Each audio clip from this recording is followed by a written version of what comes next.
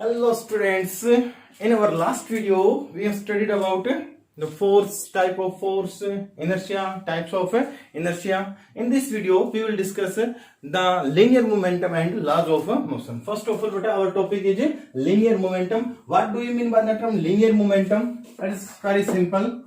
Amount of motion contained in a moving body. Amount of motion content in a moving body. बेटा कोई भी object यदि move करेगा तो उसके अंदर अमाउंट ऑफ मोशन, मोशन का अमाउंट, उसकी मात्रा, उसकी क्वांटिटी कितनी है, ये क्वांटिटी क्या कहलाएगी बेटा आपके पास है लीनियर मोमेंटम कहलाएगी। आप समझने वाली बात यहाँ पे क्या कि अमाउंट ऑफ मोशन केवल स्पीड या वेलोसिटी को डिनोट नहीं करता। पहले हम इसके मैथमेटिकल डेफिनेशन को फोकस करेंगे, अपने आप बेटा ये इजी क्लियर हो जाएगा। देखो सेकंड डेफिनेशन क्या है बेटा इसकी, what is linear momentum? It is the product of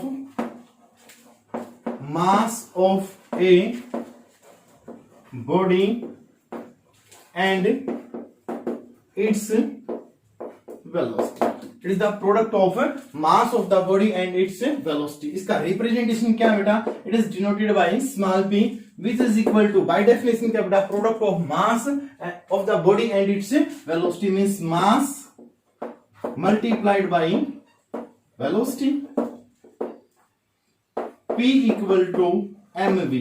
और ये है क्या बेटा आपके पास एक वेक्टर क्वांटिटी है। अब v क्या आपके पास वेक्टर क्वांटिटी, लीनियर मोमेंटम भी क्या बेटा आपके पास एक वेक्टर क्वांटिटी। यूनिट्स क्या बनेंगी बेटा इसकी, मास को किसमें मेजर करेंगे हम, किलोग्राम में, वेलोसिटी को किसमें मेजर करेंगे हम, मीटर पर सेकंड में। तो ऐसा यूनिट क्या बनेंगे बेटा इसकी, किलोग्राम मीटर पर सेकंड। सीजीएस यूनिट में क्या है बेटा, मास को किसमें मेजर करेंगे हम, ग्राम में, वेलोसिटी को किसमें मेजर करेंगे बेटा हम, सेंटीमीटर पर सेकंड में। ये क्या है बेटा इसकी सीजीएस यूनिट। ऐसा यूनिट क्या है बेटा आपके पास है, किलोग्राम मीटर पर सेकंड, और सीजीएस यूनिट क्या है बेटा आपके पास है, ग्राम सेंटीमीटर पर second. Clear? What is linear momentum? Amount of motion content in a body, वस्तु में गति की मात्रा।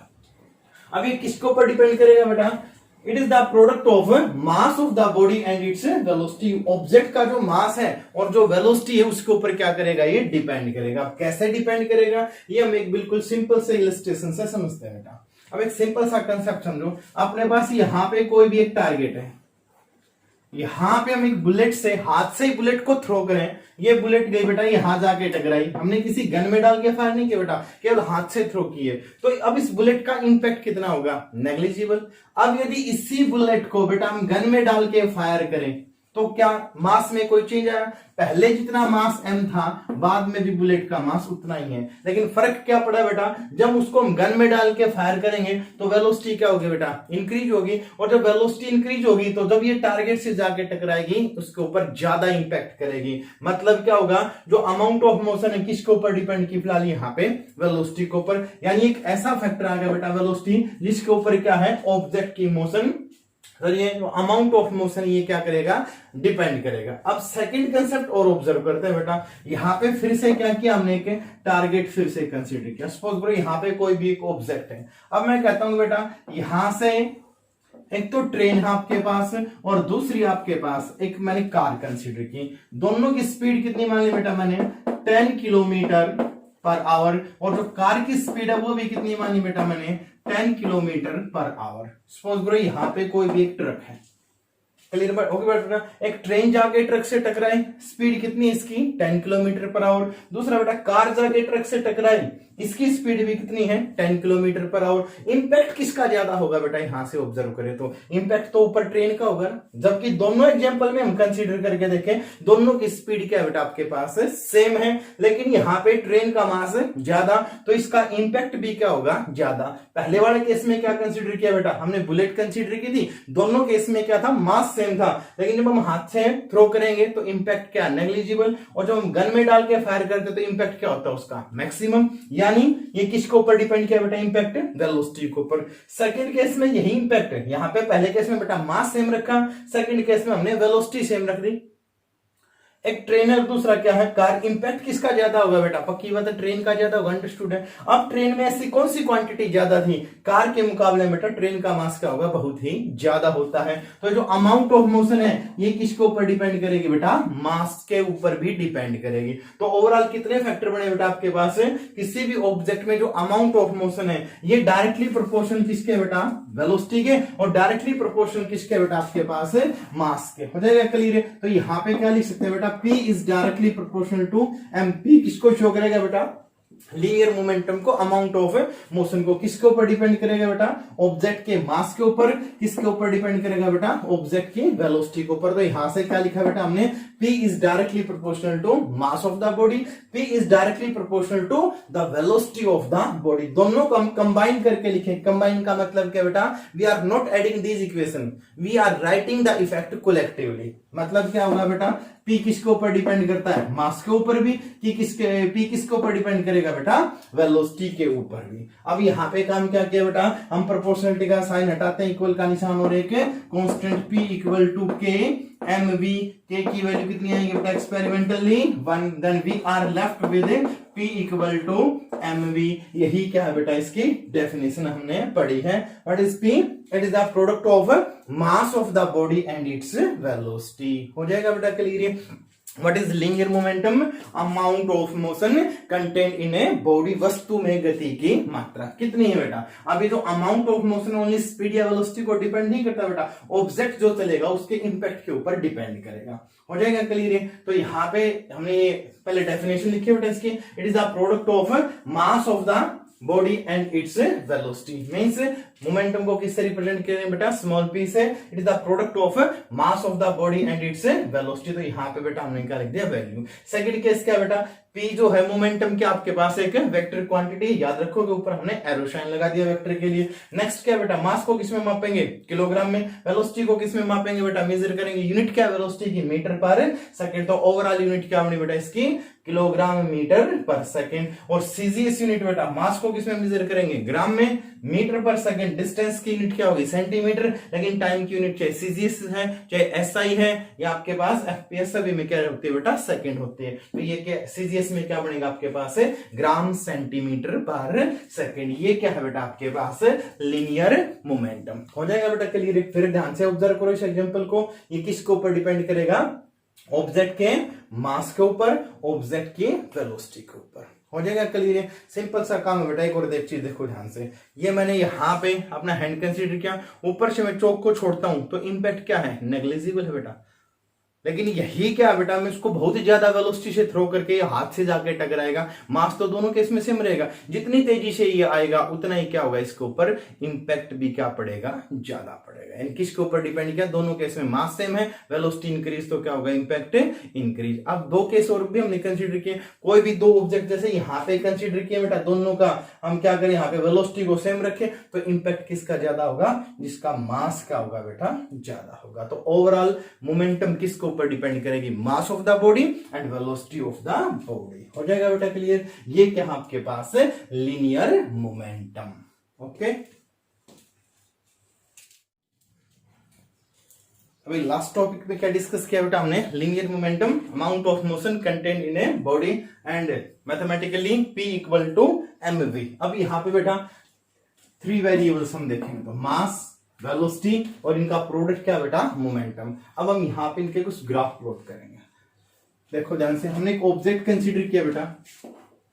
पहला ऑब्जेक्ट हमने कंसीडर किया जिसका मास कितना बेटा, m1, और ये कितनी वेलोसिटी से मूव करता है बेटा, v1। तो यहाँ पे इसकी मोमेंटम कितनी होगी बेटा आपके पास, p1 equal to m1 v1। Formula तो यही था ना बेटा आपके पास। कोई भी ऑब्जेक्ट मास कितना है, m1, कितनी वेलोसिटी से मूव करता है आपके पास ये v1, तो इसकी मोमेंटम कितनी होगी बेटा आपके पास, मैग्नीट्यूड लेके चलते यहाँ पे p1 equal to m1 v1। Second case और ऑब्जर्व किया बेटा हमने, वन मोर ऑब्जेक्ट, मास बेटा m2, कितनी वेलोसिटी से मूव करता है आपके पास ये v2, तो यहाँ पे मोमेंटम कितनी बनेगी बेटा इसकी, p2 equal to m2 v2। Clear बेटा। नेक्स्ट स्टेप को भी ध्यान से समझो, ये आपके पास इक्वेशन 1 है, ये आपके पास इक्वेशन 2 है। पहला केस हम कंसीडर करेंगे बेटा, देखो ध्यान से, पहले केस में हमने कंसीडर किया let m1 equal to m2 equal to m। What does it mean बेटा, हमने दोनों ऑब्जेक्ट का मास सेम कंसीडर कर लिया। पहले तो हमने इंडिविजुअल लेके दो इक्वेशन बनाई है, अब हम यदि मान लें कि दोनों ऑब्जेक्ट का मास सेम है तो क्या सिचुएशन होगी, dividing equation 1 by 2 what we get P1 equal to m1 v1 and P2 equal to m2 v2, dividing equation 1 by 2, यही होगा बेटा आपके पास। अभी क्या देखा, यदि दोनों ऑब्जेक्ट का मास सेम है तो m1 से m2 तो कैंसिल आउट हो जाएगा, दोनों वैल्यू किसके इक्वल होंगी, m के इक्वल। तो यहां से क्या मिला आपके पास v1 by v2। Clear, means P1 by P2 equal to v1 by v2। यहां से क्या होता है बेटा, यदि पहले ऑब्जेक्ट की वेलोसिटी ज्यादा है तो उसकी मोमेंटम ज्यादा है, या दूसरे ऑब्जेक्ट की वेलोसिटी ज्यादा है तो दूसरे की मोमेंटम ज्यादा। वेलोसिटी के क्या आ गया आपके पास डायरेक्टली प्रोपोर्शनल। मतलब यहाँ पे कितने भी हमने ऑब्जेक्ट कंसीडर किए, सभी ऑब्जेक्ट का मास सेम है, सभी ऑब्जेक्ट का मास सेम कंसीडर किया बेटा। पहले की वेलोसिटी है, दूसरे की उससे ज्यादा है तो प्रोडक्ट क्या होगा, और ज्यादा। थर्ड ऑब्जेक्ट की वेलोसिटी को और ज्यादा इंक्रीज करेंगे तो मोमेंटम क्या होगी बेटा, और ज्यादा। यहां से यही चीज आपके सामने आती है, क्या आ गया बेटा आपके पास, P is directly proportional to V। कब है बेटा ये, जब हम मास को सेम या कांस्टेंट रखते हैं थ्रू आउट द प्रोसेस। और अब इनका ग्राफ प्लॉट करें बेटा। ग्राफ क्या पढ़ा था हमने, variation of one quantity with respect to other. यहां पे हमने वेलोसिटी कंसीडर की बेटा, एक्स एक्सिस के लोंग, वाई एक्सिस के लोंग हमने मोमेंटम कंसीडर कर लिया। अब यहां पे जैसे जैसे वेलोसिटी को मैंने 1 यूनिट बढ़ा दिया, मास कांस्टेंट है, वेलोसिटी को 1 यूनिट बढ़ाएंगे तो प्रोडक्ट भी बढ़ेगा। फिर इसको 2 करूंगा तो मोमेंटम 2 हो जाएगी बेटा, इसको 3 करूंगा तो मोमेंटम 3। पॉइंट कैसे आएंगे बेटा, ये जो लाइन आएगी आपके पास स्ट्रेट लाइन आएगी, हो जाएगा क्लियर है। तो मतलब क्या आपके पास है, momentum of the body is directly proportional to the velocity of the body. कब है, जब हम मास को क्या लेके चलते हैं, कांस्टेंट लेके चलते हैं। क्लियर। सेकंड केस देखो बेटा, यही दो ऑब्जेक्ट है, यही सिचुएशन है। इस केस में हमने क्या कंसीडर किया, let v1 equal to v2 equal to v। पहले ऑब्जेक्ट में, पहले केस में क्या कंसीडर किया था बेटा हमने, केस फर्स्ट में ऑब्जेक्ट के जो मास सेम कंसीडर किए थे, यहां पे हमने वेलोसिटी सेम कर ली। अब फिर से डिवाइड किया बेटा, P1 equal to m1 v1 and what is P2, it is equal to m2 v2। यदि डिवाइड करें तो क्या सिचुएशन होगी बेटा, v1 and v2 both are same equal to v, तो ये टर्म तो क्या होगी, कैंसिल आउट होगी। We are left with m1 by m2। तो क्या बना बेटा आपके पास, P1 by P2 equal to m1 by m2। यहां से क्या क्लियर होता है बेटा, यदि ऊपर वाली क्वांटिटी बड़ी है, m1 है फर्स्ट ऑब्जेक्ट के लिए, तो इधर वाली बड़ी होगी। m1 ज्यादा तो P1 ज्यादा, m2 ज्यादा तो P2 ज्यादा। कब, जब क्या आपके पास वेलोसिटी क्या है, सेम है। यहां से क्या केस बन गया बेटा सामने जो इक्वेशन बनी, P is directly proportional to V। कब, P is directly proportional to M। कब, जब बेटा आपके पास क्या है, वेलोसिटी सेम है। मतलब क्या आपके पास है, हमने 10 ऑब्जेक्ट कंसीडर कर लिए, 10 की वेलोसिटी क्या है, सेम है। तो जिस ऑब्जेक्ट का मास ज्यादा होगा उसका प्रोडक्ट भी क्या होगा, ज्यादा, क्योंकि वेलोसिटी तो क्या है बेटा, सेम है। हमने वेलोसिटी मान ली 1 यूनिट या 1 मीटर पर सेकेंड। मास 1 किलोग्राम है तो 1 इंटू 1, मास 2 किलोग्राम तो 2 इंटू 1, 2 मास 3 किलोग्राम तो 3 इंटू 1, 3 किलोग्राम मीटर पर सेकंड। मतलब जैसे जैसे मास बढ़ता जाएगा पार्टिकल की मोमेंटम क्या होगी बेटा, बढ़ती जाएगी। और ग्राफ प्लॉट करें फिर से दो वेरिएबल्स के बीच में, एक तरफ हमने मास कंसीडर किया, एक तरफ हमने मोमेंटम कंसीडर कर ली। जैसे जैसे मास बढ़ेगा वेलोसिटी भी क्या बढ़ेगी, सॉरी जैसे जैसे मास बढ़ेगा मोमेंटम भी बढ़ती चली जाएगी। स्ट्रेट लाइन आएगी, इंक्लाइंड स्ट्रेट लाइन, हम ऑलरेडी ग्राफ में पहले पढ़ चुके हैं। थर्ड केस बेटा, यहां पे हमने क्या कंसीडर किया, let P1 equal to P2 equal to P, कि दोनों ऑब्जेक्ट की मोमेंटम ही क्या कंसीडर की बेटा, हमने सेम कंसीडर कर ली।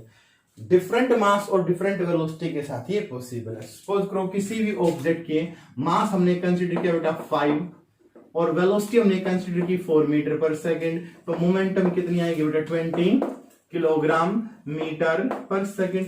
सेम सिचुएशन बेटा, यदि मास को मैं 10 कंसीडर कर लेता हूं, 10 किलोग्राम, वेलोसिटी 2 मीटर पर सेकेंड है, तो यहां से ये वैल्यू भी कितनी आएगी आपके पास, 20 किलोग्राम मीटर पर सेकंड। मतलब बेटा मास और वेलोसिटी दोनों की डिफर कर रही है, लेकिन दोनों की मोमेंटम क्या आपके पास सेम आ रही। तो यही एग्जांपल हमने यहाँ पे कंसीडर किया है कि दो ऑब्जेक्ट जो भी है आपके पास, दोनों की मोमेंटम क्या है, सेम है। तो यहां से ये जो इक्वेशन है, left side right side, left side right side, जब एक साइड दोनों की इक्वल होगी तो अदर साइड भी क्या होगी बेटा, इक्वल होगी ना। तो यहाँ पे क्या बनेगा बेटा आपके पास, m1 v1 equal to m2 v2। Variable change करो बेटा, मास वाली टर्म एक तरफ और वेलोसिटी वाली टर्म क्या होगी बेटा, एक तरफ।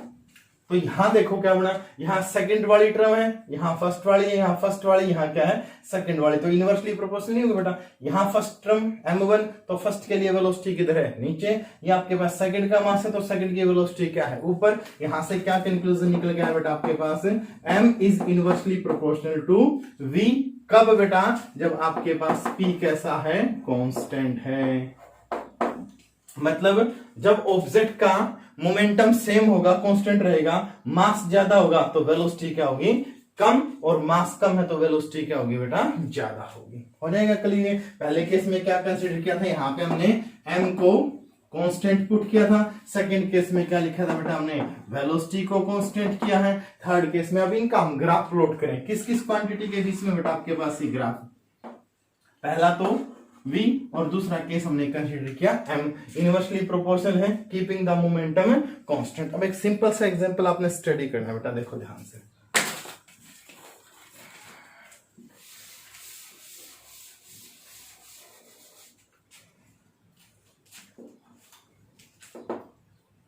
हमने मोमेंटम कंसीडर की 100, p इक्वल टू क्या था बेटा, mv, p इक्वल टू, इसको थोड़ा सा नीचे लिख लेते हैं, p इक्वल टू mv।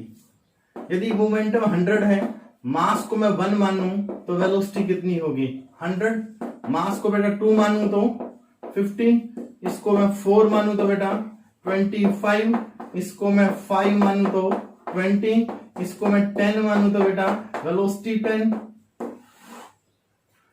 इसको बेटा मैं 20 करूं तो ये कितना आएगा आपके पास 5, इसको 25 करता हूं तो बेटा 4, 50 करता हूं तो 2 और 100 करता हूं तो बेटा 1। हर एक का प्रोडक्ट कितना बेटा, देखोगे तो 100 ही है ना। मतलब मास 1 था तो वेलोसिटी कितनी है, 100 यूनिट। मास को हमने इंक्रीज कर दिया तो कोरस्पॉन्डिंग वेलोसिटी क्या होगी बेटा, डिक्रीज, लेकिन मोमेंटम क्या रही, कांस्टेंट। मास को हमने और इंक्रीज कर दिया 4 टाइम, वेलोसिटी डिक्रीज होके कहां पे पहुंची बेटा, 25 के ऊपर। जैसे जैसे आप मास को इंक्रीज करते जा रहे हैं तो वेलोसिटी देखोगे बेटा कोरस्पॉन्डिंग क्या होगी, डिक्रीज होती जा रही है। और हर एक की मोमेंटम क्या आ रही है बेटा आपके पास, सेम आ रही है। मतलब मास ज्यादा, वेलोसिटी कम, मास कम, वेलोसिटी ज्यादा, एक दूसरे के क्या है, इनवर्सली प्रोपोर्शनल। कब है बेटा, जब हम मोमेंटम को क्या लेके चले, यहाँ पे कांस्टेंट लेके चले। तो यही कंसेप्ट बना बेटा आपके पास, m is inversely proportional to v।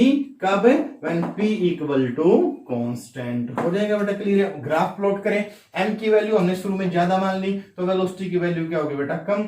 m की वैल्यू को डिक्रीज करते जाए, वेलोसिटी की वैल्यू क्या होगी, इंक्रीज होती जाएगी। इनवर्सली प्रोपोर्शनल में ऐसा ग्राफ आपके पास आएगा बेटा।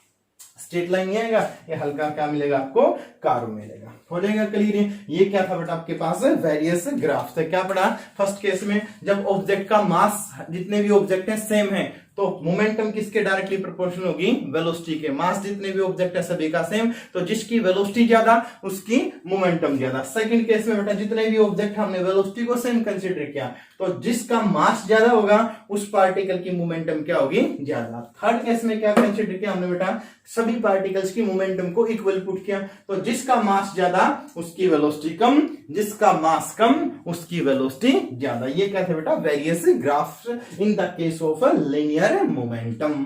देखो ध्यान से।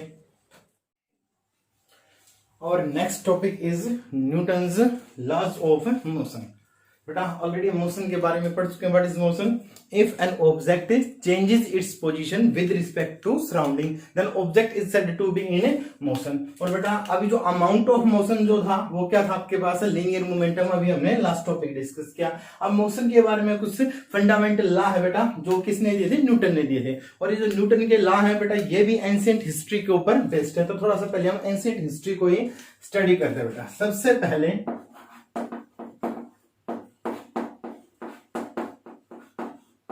एरिस्टले ने क्या बात बताई बेटा, कोई भी ऑब्जेक्ट रेस्ट पे है तो रेस्ट पे रहेगा विदाउट एनी फोर्स। यदि कोई ऑब्जेक्ट मोशन में है तो ये श्योरिटी है कि उसके ऊपर फोर्स काम करेगी, बगैर फोर्स के कोई भी ऑब्जेक्ट मोशन में नहीं हो सकता। ये बात किसने बताया बेटा, एरिस्टले ने।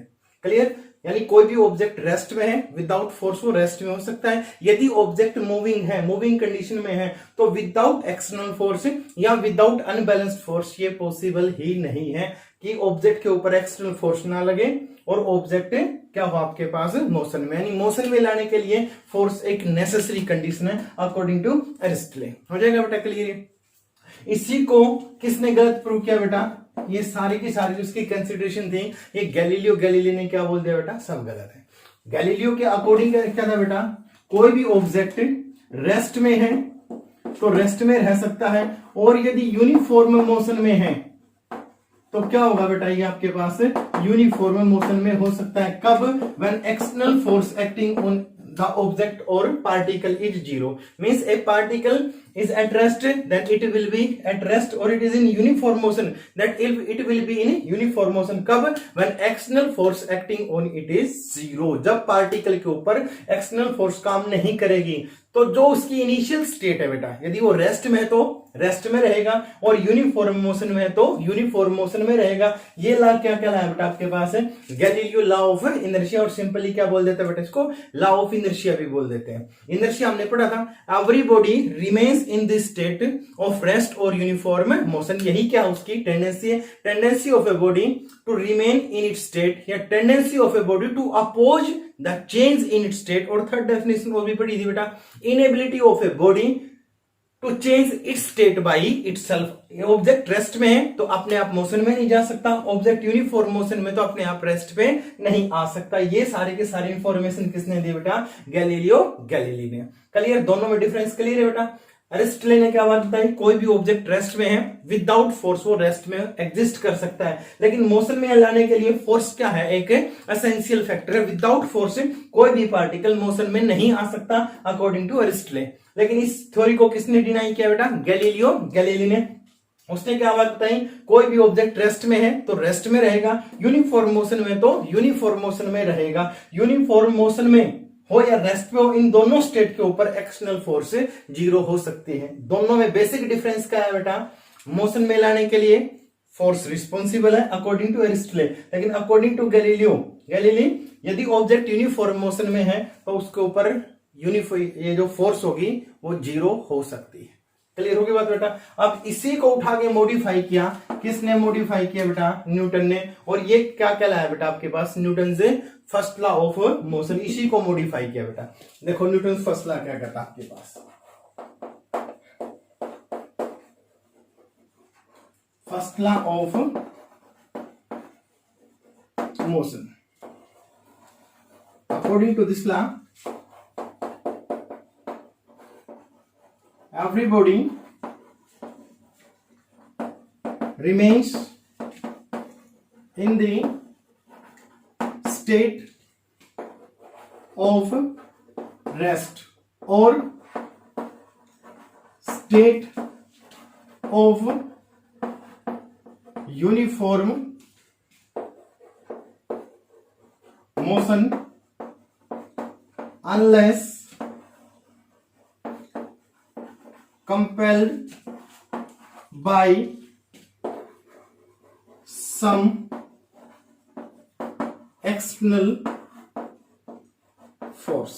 मॉडिफाई किया गया बेटा यहां पे। अकॉर्डिंग टू गैलीलियो कोई भी ऑब्जेक्ट रेस्ट में है तो रेस्ट में रहेगा, यूनिफॉर्म मोशन में तो यूनिफॉर्म मोशन में रहेगा। कब, जब उसके ऊपर फोर्स कितनी है, एक्सटर्नल फोर्स कितनी है, अनबैलेंस फोर्स कितनी है बेटा, जीरो। यदि हमें इनकी स्टेट को चेंज करना है तो क्या करना पड़ेगा, हमें एक्सटर्नल फोर्स इंप्लीमेंट करनी पड़ेगी। यही बात थोड़ी सी, इसी को मॉडिफाई किसने किया बेटा, न्यूटन ने किया। कोई भी ऑब्जेक्ट है या स्टेट ऑफ रेस्ट है तो स्टेट ऑफ रेस्ट में रहेगा, और स्टेट ऑफ यूनिफॉर्म मोशन में तो स्टेट ऑफ यूनिफॉर्म मोशन में रहेगा। कब तक रहेगा, unless compelled by some external force. देखो बेटा, every body remains in the state of rest और state of uniform motion unless compelled by some external force. 3 factor हो गए बेटा। यहां तक की ये जो बात थी तो वही होगी क्योंकि जो गैलीलियो ने बताई थी, कोई भी ऑब्जेक्ट रेस्ट में है तो रेस्ट में रहेगा, यूनिफॉर्म मोशन में तो यूनिफॉर्म मोशन में रहेगा। कब? जब उसके ऊपर एक्सटर्नल फोर्स कितनी है बेटा? 0। यदि हमें उस स्टेट को चेंज करना है तो हमें क्या करना पड़ेगा? एक्सटर्नल फोर्स लगानी पड़ेगी। ये क्या आपके पास है? न्यूटन से फर्स्ट लॉ। क्लियर बेटा? According to this law every body remains in the state of rest और state of uniform motion unless compelled by some external force. इसमें 2 पार्ट है बेटा। पहला इजीली ऑब्जर्वेबल। सपोज करो ये आपके पास हमने बोर्ड ही कंसीडर किया। ये बॉडी कैसी है बेटा? रेस्ट में। कब तक रेस्ट में रहेगी? जब तक हम इसके ऊपर एक्सटर्नल फोर्स नहीं लगाते, यानी जब तक हम इसको साइड में नहीं रख देते, जब तक हम इसके ऊपर फोर्स नहीं लगाएंगे, ये 10 साल 20 साल जहां है वहीं रहेगा। ये क्या बेटा? कोई भी ऑब्जेक्ट रेस्ट में है तो क्या कहलाएगा? रेस्ट में कहलाएगा। हो जाएगा क्लियर? अब जो आई बात बेटा, सेकंड पॉइंट कौन सा अपने पास? यूनिफॉर्म मोशन का। यूनिफॉर्म मोशन के जो एग्जाम्पल है बेटा डेली लाइफ में बहुत ही कम है। मैं एग्जांपल लेके चलता हूं बेटा प्लैनेटरी मोशन का। प्लैनेटरी मोशन अपना सोलर सिस्टम की बात करें बेटा, सोलर सिस्टम में जितने भी प्लैनेट्स हैं अराउंड सन क्या कर रहे हैं बेटा? अपने फिक्स्ड ऑर्बिट में अपने पाथ में क्या कर रहे हैं बेटा? रिवॉल्व कर रहे हैं। अब हमने अर्थ ही कंसीडर कर लिया बेटा। अर्थ का जो टाइम पीरियड है फिक्स है, 365 डेज में क्या करेगी बेटा? अपने पास ये अर्थ का जो है सन का एक राउंड कंप्लीट कर लेगी। अब यहां पे इसके ऊपर कोई भी एक्सटर्नल फोर्स नहीं लगती तो हर एक साल में एक चक्कर क्या करेगी बेटा? कंप्लीट। यदि सपोज करो बाय द वे कोई कॉमेट इससे आके टकरा जाए तो ये क्या करेगी? अपने पाथ को चेंज कर सकती है। जब तक इसके ऊपर एक्सटर्नल फोर्स नहीं लगती, कोई दूसरा ऑब्जेक्ट, हेवनली ऑब्जेक्ट इससे नहीं टकराता, कोई कॉमेट इससे नहीं टकराता, तो ये क्या करेगी बेटा? यूनिफॉर्म मोशन में है और यूनिफॉर्म मोशन में ही रहेगी। यदि हमें इसकी स्टेट को चेंज करना है तो क्या करना पड़ेगा बेटा? हमें इसके ऊपर फोर्स इंप्लीमेंट करनी पड़ेगी। हो जाएगा क्लियर? कोई भी ऑब्जेक्ट रेस्ट में है तो रेस्ट में रहेगा, यूनिफॉर्म मोशन में है तो यूनिफॉर्म मोशन में रहेगा। कब तक रहेगा? जब तक हम उसके ऊपर बेटा कोई भी फोर्स इंप्लीमेंट नहीं करते। Clear? What is Newton first law? Every body remains in the state of rest और in state of uniform motion unless compelled by some external force. Clear? After first law, we will discuss Newton's second law of motion or simply we can say बेटा second law of motion। क्या कहता है बेटा आपके पास ये law? देखो पहले इसकी स्टेटमेंट की स्टडी करते हैं। According to this law, the rate of change of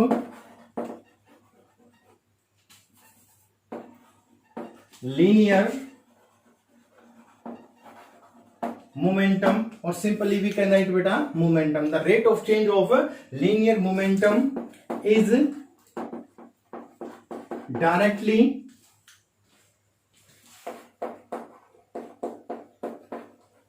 proportional to applied force. The rate of change of linear momentum is directly proportional to applied force। बेटा पहले फर्स्ट लाइन के ऊपर फोकस करें। Change of linear momentum means change in linear momentum, और यहां पे क्या बेटा? Rate of change of linear momentum. इस कंप्लीट वर्ड का मीनिंग है, लाइन का मतलब क्या बनता है बेटा आपके पास? Change in momentum with respect to time. Time rate of change of linear momentum means change in momentum और simply linear momentum with respect to time. Time के अकॉर्डिंग मोमेंटम में कितना चेंज होगा बेटा? ये किसके डायरेक्टली प्रोपोर्शनल होगा? Applied force के। मतलब हम ज्यादा फोर्स अप्लाई करेंगे तो जो चेंज इन मोमेंटम है बेटा वो जल्दी होगा, ज्यादा होगा, और हम धीरे धीरे कम फोर्स अप्लाई करेंगे तो जो चेंज इन मोमेंटम है बेटा वो स्लो होगा। हो जाएगा क्लियर? सिंपल सा एग्जांपल बेटा, हम साइकिलिंग कर रहे हैं, बिल्कुल धीरे धीरे पैडलिंग कर रहे हैं, तो क्या साइकिल की स्पीड 0 से मैक्सिमम सडनली जा सकती है? Not possible. और यदि यही काम बेटा हम पैडलिंग जो वेरी फास्ट करें तो साइकिल की जो स्पीड होगी बेटा वो 0 से मैक्सिमम क्या होगी? ज्यादा तेजी से जाएगी। मतलब अप्लाइड फोर्स ज्यादा है तो चेंज इन मोमेंटम क्या होगा? ज्यादा। यहाँ पे साइकिल की स्पीड से क्या मतलब बेटा? जो साइकिल का मास है वो तो कांस्टेंट ही है विद राइडर। साथ में जैसे जैसे वेलोसिटी, एक तो धीरे धीरे वेलोसिटी इंक्रीज हो बेटा तो मोमेंटम क्या होगी? धीरे धीरे प्रोडक्ट इंक्रीज होगा। यदि यही वेलोसिटी स्पीडली सडनली इंक्रीज होती है तो मास इनटू वेलोसिटी का जो प्रोडक्ट है, ये जो पी है वो भी क्या होगा? वेरी फास्ट इंक्रीज होगा। हो जाएगा बेटा क्लियर? तो यहीं से क्या बना आपके पास? The rate of change of linear momentum में से change in momentum with respect to time is directly proportional to applied force, is directly proportional to applied force। जितनी ज्यादा फोर्स हम इंप्लीमेंट करेंगे बेटा, चेंज इन मोमेंटम क्या होगा, बड़ी तेजी से होगा, स्पीडली होगा। हो जाएगा क्लियर। अब इसको बेटा एक्सप्रेशन को देखते ध्यान से देखो क्या लिखा है बेटा। हमने कोई भी एक ऑब्जेक्ट कंसीडर किया, इनिशियली मास कितना बेटा m, ये u वेलोसिटी से ट्रेवल करता है, जब टाइम कितना बेटा 0। मतलब हमने एक ऑब्जेक्ट कंसीडर किया, मास m, इनिशियल वेलोसिटी u, जब हमने इसको एक्सपेरिमेंट को नोट करना शुरू किया, टाइम कितना मान लिया बेटा 0। जैसे ही इस पे F फोर्स को इंप्लीमेंट करते हैं तो इसकी वेलोसिटी बेटा u से चेंज होके कहां पे पहुंच गई, v के ऊपर। यहां पे टाइम को कितना मान लिया बेटा हमने, t मान लिया। क्लियर। तो इनिशियल मोमेंटम बेटा कितनी होगी, m into you, mass into velocity, और फाइनल मोमेंटम क्या होगी बेटा, m होगी। क्लियर। तो यहां पे क्या लिख सकते हैं बेटा हम, what is initial momentum, p1 equal to mu, and what is p2, it is equal to mv। according to this rate of change of linear momentum, पहले क्या लिखा बेटा हमने, चेंज इन मोमेंटम कितना होगा, देखो ध्यान से, चेंज इन मोमेंटम कैसे निकालेंगे बेटा, फाइनल माइनस इनिशियल। तो यहां पे क्या लिख सकते हैं बेटा, mv minus mu। What is time taken, time taken कितना बेटा, t माइनस 0। फाइनल टाइम कितना बेटा t, इनिशियल कितना था आपके पास 0, और इनको हम डिवाइड कर दें तो ये क्या आएगा बेटा आपके पास, rate of change of momentum. Clear बेटा। तो यहां से क्या लिखा हमने, what is the rate of change of momentum, now rate of change of momentum कितना बेटा, equal to change in momentum divided by time taken, change in momentum with respect to time. Clear होगी बेटा। ये complete term क्या कहलाएगी आपके पास, rate of change of momentum. And according to Newton second law बेटा, ये तो rate of change of momentum है, is directly proportional to applied force, means M V minus M U divided by T. ये तो complete जो term है बेटा is directly proportional to applied force. Next काम क्या करते हैं बेटा, हम प्रोपोर्शनलिटी का साइन हटाते हैं, इक्वल का निशान हो रहे हैं constant F equal to K। यहां पे क्या काम करें बेटा, हमने M को कॉमन निकाल दिया, M V minus U divided by T। Clear. Next step मैंने साथ साथ लिखा है यहाँ पे, K की वैल्यू बेटा कितनी आती है experimentally 1। If K equal to 1 तो क्या बनेगा बेटा आपके पास, F equal to M v minus you divided by t. अब इस टर्म को ध्यान से ऑब्जर्व करो बेटा,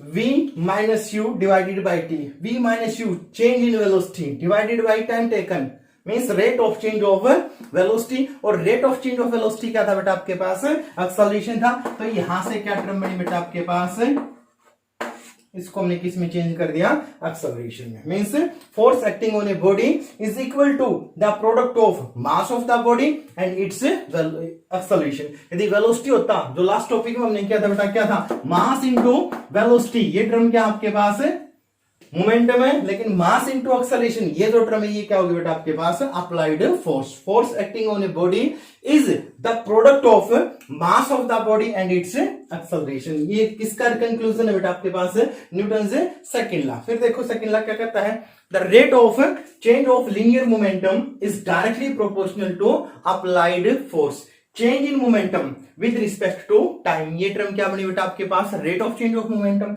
is directly proportional to applied force. Means ज्यादा फोर्स लगाएंगे ज्यादा rate of change of momentum होगा, कम फोर्स लगाएंगे कम rate of change of momentum होगा। Rate of change of momentum का मतलब क्या बेटा, change in momentum with respect to time. तो पहले हमने यही टर्म फाइंड आउट की, ऑब्जेक्ट कंसीडर किया, initial mass m, initial velocity u, जब बेटा टाइम कितना हमने कंसीडर किया t0। तो इस मोमेंट के ऊपर इसकी मोमेंटम कितनी बेटा, momentum mass into velocity means mu। फिर हमने क्या काम किया बेटा, इसके ऊपर F फोर्स इंप्लीमेंट की। कितनी फोर्स इंप्लीमेंट की बेटा, F फोर्स हमने यहां पे इंप्लीमेंट की। तो वेलोसिटी कहां से कहां पे गई बेटा, u से v, कितने टाइम में, t टाइम में। तो फाइनल वेलोसिटी कितनी होगी बेटा आपके पास, p2 equal to m into v।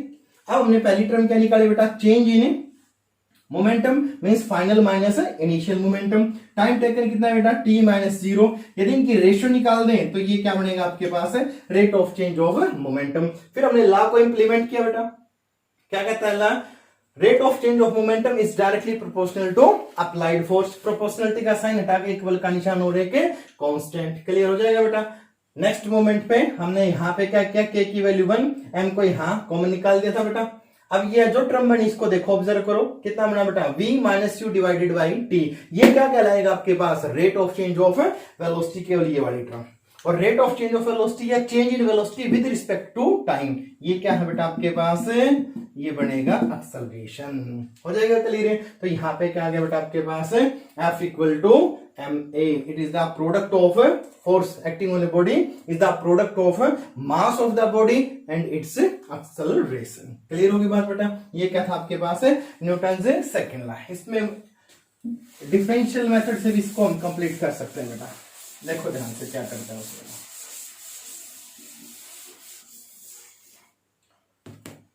Statement क्या कहते हैं बेटा, rate of change of linear momentum. हम इसको सिंपली क्या लिख सकते हैं बेटा, dp बाई, यहां लिखते हैं dp by dt is directly proportional to applied force। What is dp by dt? What is dp?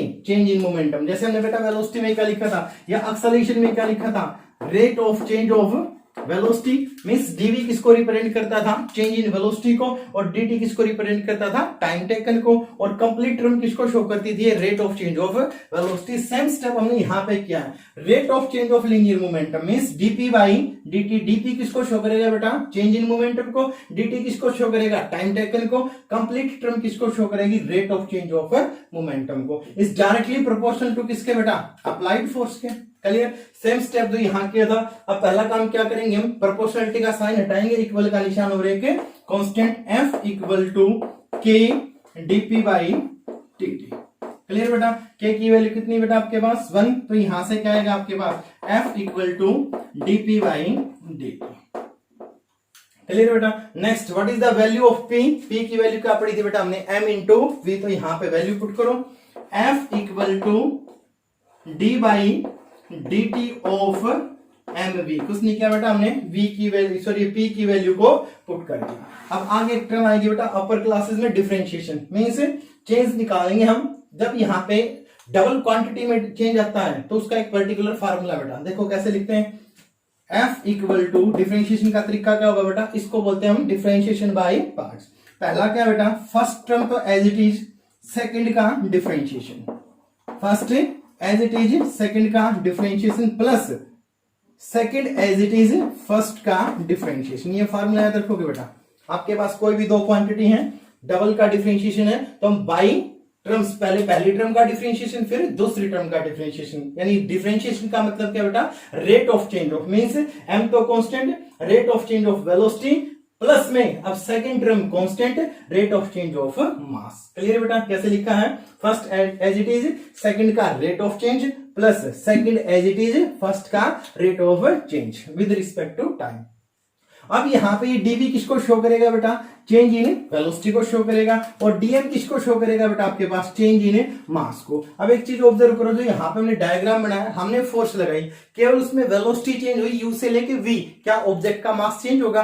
कोई भी ऑब्जेक्ट हम फोर्स लगाते हैं तो मास कोई भी चेंज नहीं आएगा। मतलब dm किसको शो करेगा, चेंज इन मास को। हम कहें कि मास चेंज ही नहीं हुआ तो चेंज इन मास कितना हुआ, 0। मतलब dm की वैल्यू कितनी आएगी बेटा आपके पास 0। तो ये कंप्लीट टर्म कितनी हो जाएगी, 0। Then we are left with f equal to m dv by dt। Clear बेटा। और यहां से क्या आ गया आपके पास, f equal to m, what is dv by dt, rate of change of velocity. और ये टर्म क्या कहलाएगी बेटा आपके पास, एक्सेलरेशन। फिर से यही फार्मूला है बेटा आपके पास, तो यहां था what is F? Force acting on a body is the product of mass of the body and its acceleration. It is the conclusion of Newton's second law. क्या कहता है बेटा Newton's second law? The rate of change of linear momentum is directly proportional to applied force. Means change in momentum with respect to time is directly proportional to applied force.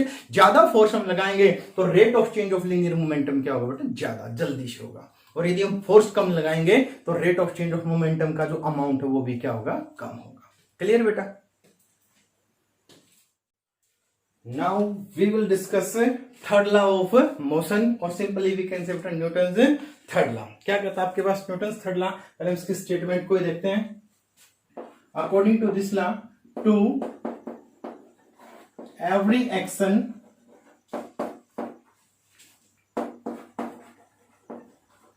there is an equal but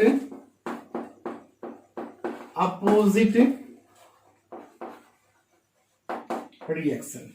To every action there is equal but opposite reaction. यहाँ पे action और reaction किसको show करेंगे बेटा? ये force को show करते हैं। किसको शो करेंगे? फोर्स को। और यहाँ पे इक्वल जो टर्म है वो किसके लिए है? मैग्नीट्यूड के लिए। और जो अपोजिट जो वर्ड है बेटा ये किसके लिए है? डायरेक्शन के लिए। फिर देखो एक्शन क्या आपके पास? एक फोर्स है। रिएक्शन भी क्या है आपके पास? एक फोर्स है। इक्वल किसके लिए बेटा? मैग्नीट्यूड के लिए है। और अपोजिट जो वर्ड है वो किसके लिए बेटा? आपके पास डायरेक्शन के लिए। क्लियर? अब देखो क्या है क्या नहीं। कोई भी ऑब्जेक्ट के ऊपर हम फोर्स लगाते हैं तो ऑब्जेक्ट भी क्या करेगा? हमारे ऊपर उतनी फोर्स लगाएगा, लेकिन इन अपोजिट डायरेक्शन। मैंने बेटा बोर्ड को कंप्रेस किया, बोर्ड पे मैं किधर फोर्स लगा रहा हूं? इनवर्ड फोर्स लगा रहा हूं, तो मुझे हाथ पे भी तो फोर्स महसूस होगी ना बेटा। वो हाथ पे फोर्स किधर महसूस होगी? आउटवर्ड। यानी मैंने जो बोर्ड पे फोर्स लगाई है वो तो कौन सी होगी बेटा? एक्शन। उसका मुझे रिप्लाई जो मिला है वो क्या कहलाएगा? रिएक्शन। दोनों का मैग्नीट्यूड क्या होगा? सेम। यदि मैं 1 न्यूटन से इसको कंप्रेस करूंगा तो बेटा भारी की ओर भी कितनी लगेगी? 1 न्यूटन फोर्स। भारी की ओर का मतलब क्या है? डायरेक्शन कैसी है? अपोजिट। जब अप्लाइड इनवर्ड है तो रिप्लाई जो होगा बेटा एक्शन इनवर्ड है, तो रिएक्शन क्या होगा आपके पास? आउटवर्ड होगा। यही क्या आपके पास है? न्यूटन से थर्ड लॉ। और सिंपली भी कैसे? Third law of motion, to every action there is equal but opposite reaction. Clear बेटा? To every action there is equal but opposite reaction. इसके बहुत सारे एग्जांपल आपको डेली लाइफ में मिलेंगे बेटा।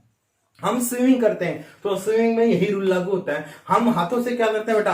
वाटर के ऊपर बैकवर्ड डायरेक्शन में फोर्स लगाएंगे। वाटर क्या करेगा? हमारे ऊपर अप फॉरवर्ड डायरेक्शन में फोर्स लगाएगा, जिसके कारण बॉडी क्या करती है बेटा? फॉरवर्ड डायरेक्शन में मूव करेगी। वाटर को हम किधर धकेल रहे हैं? पीछे की ओर। पानी वाटर हमें क्या करेगा बेटा? आगे की ओर धकेलेगा। हो जाएगा क्लियर? तो ये भी किसका एग्जाम्पल आपके पास? न्यूटन से थर्ड लॉ का। और सिंपल एग्जाम्पल बेटा रॉकेट प्रोपल्शन। रॉकेट का उड़ना आपने देखा होगा टेलीविजन में। जब भी कोई भी रॉकेट को हम लॉन्च करते हैं, इसके अंदर जो फ्यूल होता है ना बेटा, उसकी गैसेस क्या होती है? डाउनवर्ड जाती हैं। जब गैसेस डाउनवर्ड जाएंगी तो ये रॉकेट किधर जाएगा? अपवर्ड। यानी रॉकेट ने गैसेस के ऊपर लगाया एक्शन, गैसेस ने रॉकेट के ऊपर लगाया रिएक्शन। गैसेस डाउनवर्ड, रॉकेट क्या होगा? अपवर्ड। और इसका सिंपल सा एग्जांपल बेटा, हमने एक बैलून लिया, एयर फिल कर दी, पीछे हमने नोट नहीं लगाई। यदि हम नोट नहीं लगाए, उसको एयर में ही छोड़ दें तो बैलून देखो रैंडम डायरेक्शन में मूव करता है। मतलब क्या होगा? जब बैलून की रबड़ कंप्रेस होगी तो वो क्या करेगी? एयर को एक पर्टिकुलर डायरेक्शन में धकेलेगी। अब जो बाहर जो एयर निकलेगी, बैलून ने एयर पे क्या लगाया? एक्शन।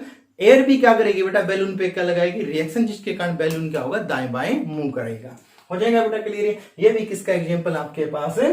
न्यूटन से थर्ड लॉ का। ऐसे बहुत से एग्जांपल है बेटा जो आपकी बुक में मिलेंगे, हमने 1 बाय 1 वो स्टडी करना है। क्लियर?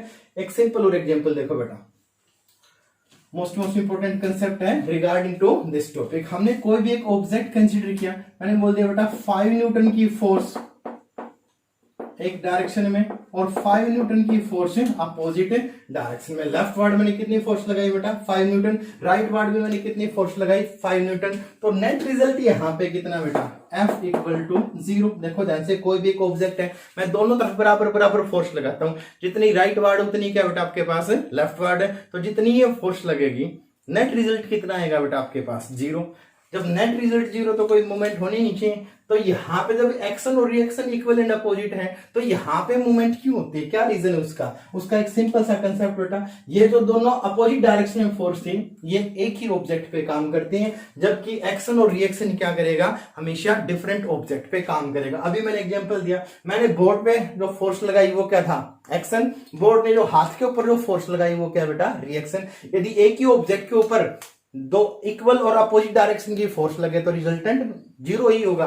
लेकिन यहाँ पे बेटा क्या है, एक्शन और रिएक्शन दो अलग अलग ऑब्जेक्ट पे काम करते हैं। फॉर एग्जांपल देखो हमने वाल कंसीडर की, इस वाल से कोई भी एक ऑब्जेक्ट हमने मान लिया बेटा बॉल आके टकराती है, तो बॉल जो है वो वाल के ऊपर तो क्या लगाएगी, एक्शन, और वाल क्या करेगी बेटा, बॉल के ऊपर क्या लगाएगी, रिएक्शन। ये आपके पास एक्शन है और ये क्या है, रिएक्शन। यानी वाल के ऊपर तो क्या लगा, एक्शन, और बॉल के ऊपर क्या लगेगा बेटा, रिएक्शन। यानी एक्शन और रिएक्शन अलग अलग ऑब्जेक्ट पे काम करते हैं, इसीलिए ये क्या होगा, एक दूसरे को कैंसिल नहीं करेंगे। यदि एक ही ऑब्जेक्ट पे ये काम करें बेटा तो नेट रिजल्ट कितना आएगा, जीरो। लेकिन यहाँ पे कैंसिल क्यों नहीं होता, because action and reaction act on two different bodies. Clear बेटा। इसी के साथ एक और इंपॉर्टेंट बेटा कंसेप्ट है, हमने कह दिया ये मेरे पास हाथ में चोक है, जैसे मैं फिंगर रिमूव करता हूं बेटा किधर गए, नीचे की ओर। यानी ये नीचे की ओर क्यों गया, अर्थ ने इसके ऊपर फोर्स लगाई, ग्रेविटेशन।